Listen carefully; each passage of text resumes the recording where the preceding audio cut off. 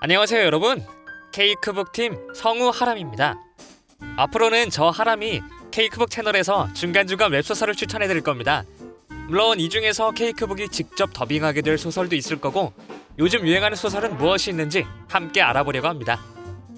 오늘 소개해드릴 소설은 노벨피아에서 연재 중인 히어로 영화 속 엑스트라가 되었다 라는 작품입니다.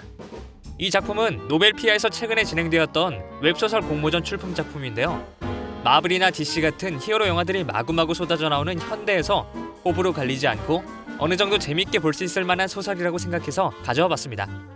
그러면 바로 함께 살펴봐야겠죠? 현재는 바야흐로 히어로 영화의 시대. 모리스 라벨이란 작가에 의해 수많은 히어로 명작들이 탄생하게 되고, 그렇게 탄생한 영화들은 꾸준히 사람들에게 사랑받죠. 그 무렵 어떤 극장에서 한 이벤트를 열게 됩니다.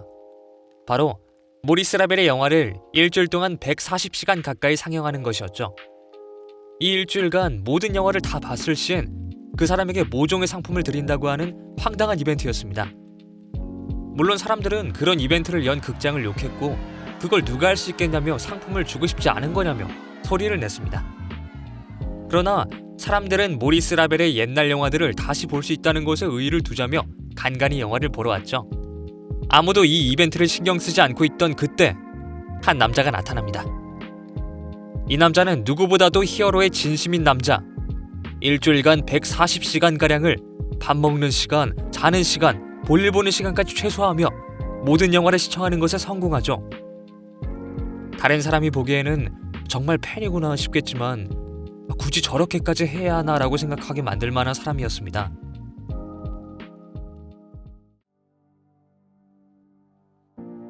사람들은 그저 영화들을 재개봉한다는 것에 의의를 두었다. 짧게는 1에서 2년, 길게는 10년도 더 전에 개봉한 영화를 스크린으로 다시 볼 수 있는 기회는 흔치 않으니까. 그러나 누가 그랬던가? 모두가 예스를 외칠 때 혼자서 노를 외치라고. 나는 모두가 불가능을 외칠 때 가능을 외쳤다. 일주일 168시간 중에 140시간 동안 영화만 보는 게 불가능하다는 사람들의 이야기에 나는 반기를 들었다. 가능했다. 내가 해냈다. 그렇게 해서 받게 된 상품은 바로 모리스 라벨의 영화의 각본이었습니다. 미공개 각본이었기 때문에 사실상 엄청난 희소성을 가진 상품이었죠. 주인공은 물론 무지하게 좋아합니다. 팬으로서 저런 걸 받게 되면 얼마나 날아갈 것 같은 기분일까요? 그리고 다음날 아침, 주인공은 낯선 천장 아래 눈을 뜹니다.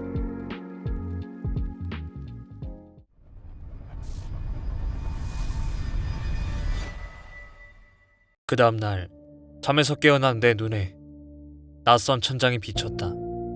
난생 처음 보는 낯선 천장, 그리고 머릿속을 파고드는 낯선 기억. 나는 히어로 영화 속 엑스트라가 되었다. 네, 맞습니다. 우리의 주인공은 영화 속 세상에서 눈을 뜬 것입니다. 그것도 모리스 라벨의 영화 말이죠. 주인공의 작중 이름은 제이 프랭클린. 그저 한 개의 대사밖에 없는 엑스트라 중에서도 엑스트라인 인물이었습니다. 이 세계로 끌려오면서 함께 딸려온 설정집과 대본을 한참 뒤적거리다 보니까 내 이름이 있긴 있더라. 빌런을 보고 비명을 지르며 세상에 저게 뭐야? 하고 소리치는 역할. 더도 말고 덜도 말고 딱 한 줄. 그게 내 역할이었다. 그리하여 영화 속 이 세계에서 생활을 하게 되는 우리의 주인공, 아니 엑스트라라고 해야 될까요? 아무튼 그는 최대한 이 세계에 영향을 끼치지 않고 영화의 엔딩으로 문제없이 갈 수 있도록 지켜봅니다.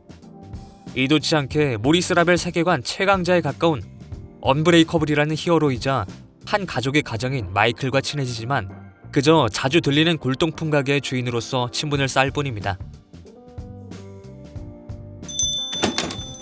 어서오세요. 마이클 씨. 장사는 잘 되는가? 호탕한 웃음소리와 함께 가게로 들어오는 파란색 앞치마를 두른 덩치가 커다란 남자. 그는 퍽 익숙한 태도로 나에게 인사를 건네었다. 그러다 갑작스럽게 터진 빌런들의 테러. 그러나 제이는 놀라지 않습니다. 각본대로 상황이 일어나고 있을 뿐이었으니까요. 하지만 오늘 이 사건으로 인해 벌어질 하나의 사실이 제이의 마음속을 어지럽혔습니다. 그저 영화의 인물일 뿐인 그 언브레이커블의 죽음이었죠.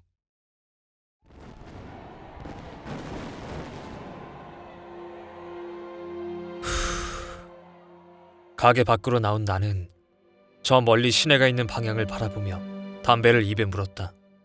그리고는 덜덜 떨리는 손으로 담배에 불을 붙였다. 테러에 휘말린 많은 사람들이 죽거나 다칠 것이다. 아이를 잃은 부모와 부모를 잃은 아이가 남았을 것이다. 거기에 내 책임은 얼마나 있을까? 젠장, 그게 왜 내 탓이야? 불이 붙은 담배를 길게 빨아들였다가 내쉬었다. 매캐한 담배 연기가 끝을 타고 올라가 허공에서 흩어졌다. 비명소리와 폭발음, 그런 것들도 이 순간만큼은 들리지 않았다.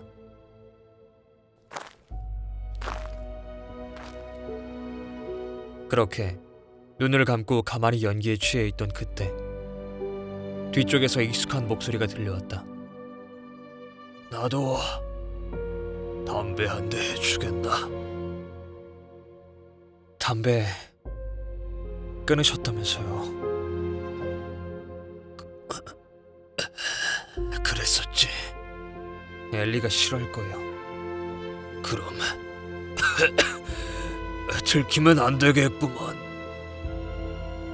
해피엔딩을 맞이할 영화에 간섭하게 되면 나비 효과로 인해 미래를 바꾸게 될지도 몰랐기에 친했던 언브레이커블의 죽음을 지켜볼 수밖에 없었죠.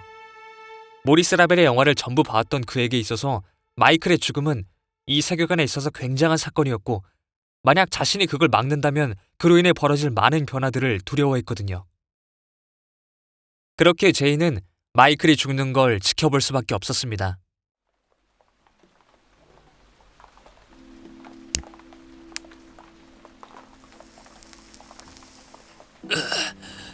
고맙네. 가만히 한 모금, 두 모금. 깊숙하게 담배를 빨아들인 마이클은 나에게 앞뒤 없는 질문을 던졌다. 알고 있었나? 그랬군. 정적이 내려앉았다. 나는 그의 물음에 아무런 답을 할 수가 없었다. 하지만 그는 내 침묵에 담긴 뜻을, 그것이 긍정임을 단번에 꿰뚫었다. 그래도 마지막으로 담배에 불이라도 붙여주며 마이클의 질문에 답을 해주죠. 그러나 이미 꺼져가는 생명이 다시 살아나진 못했습니다. 마지막으로 마이클이 건네준 물건을 가지고 많은 죄책감을 느끼며 자리를 피하는 제이. 과연 영화 속 세계에서 살아가는 제이 프랭클린은 영화와 같은 해피엔딩을 맞이할 수 있을까요? 저는 이 소설을 최신화까지 전부 봤는데요. 처음엔 소극적이고 두려움이 많았던 주인공이 제이 프랭클린으로서 죽은 마이클 대신 히어로가 되어가고 점점 성장해 나가는 모습이 인상적인 소설이었습니다. 막 그렇게 자극적인 요소는 없지만 만약 내가 마블 영화 세계관으로 들어가게 된다면 이런 호기심을 불러일으키고 다른 영화 속 빌런들이 만나고 히어로가 만나는 재밌는 상황들도 연출돼서 굉장히 흥미롭게 읽을 수 있었습니다. 네, 오늘의 리뷰는 여기서 마치도록 하겠습니다. 앞으로도 재미있는 소설을 소개하고 직접 녹음해서 올려드릴 테니 꼭 좋아요와 구독 설정해주시면 감사하겠습니다. 그럼 안녕!